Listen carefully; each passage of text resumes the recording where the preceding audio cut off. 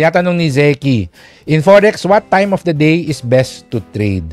I would say depende dun sa strategy mo. Usually masarap or maganda mag-trade kapag volatile yung market. But it really depends on your strategy.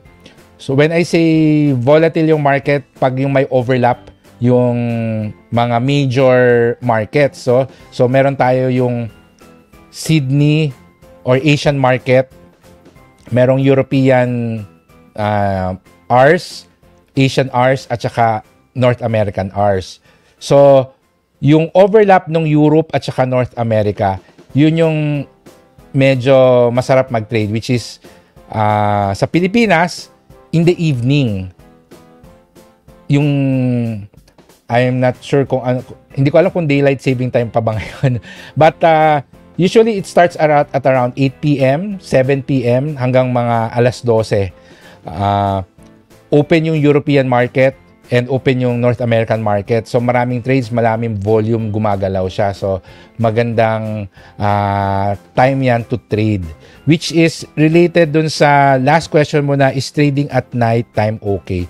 Sa Pilipinas, yes, para sa akin, okay siya. May mga kilala ko, yung kanilang strategy, it requires studying the market in the morning, kung saan Asian market pa lang yung bukas. Kasi titingnan niya or doon niya ina-anticipate, doon siya nagsispekulate kung saan pupunta yung direction ng market for the day. So, titingnan niya ano ba yung mga events sa economic calendar for the day.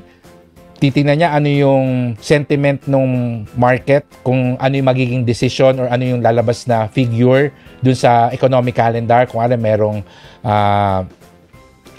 rate announcement or merong speech yung central bank director or whatever. And then dun siya mag-place ng order.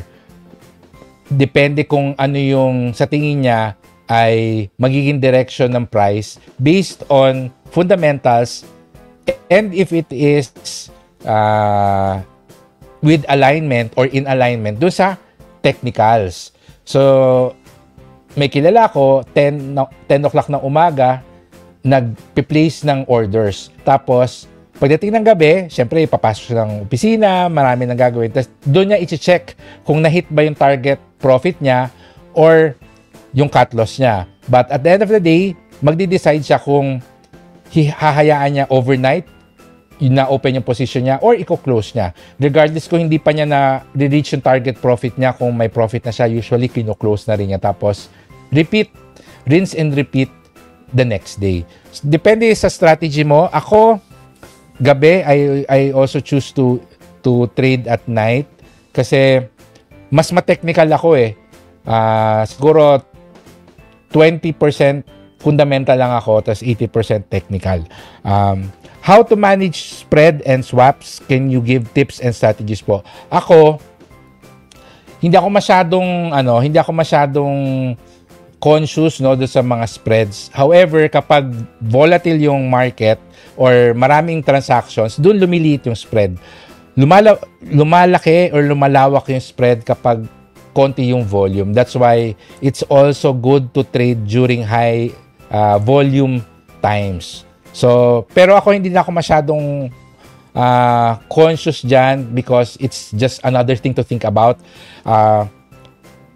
Yung decision yan is really when choosing a broker. Kasi dun mo matitingnan kung ano ba yung standard spread nitong broker na to.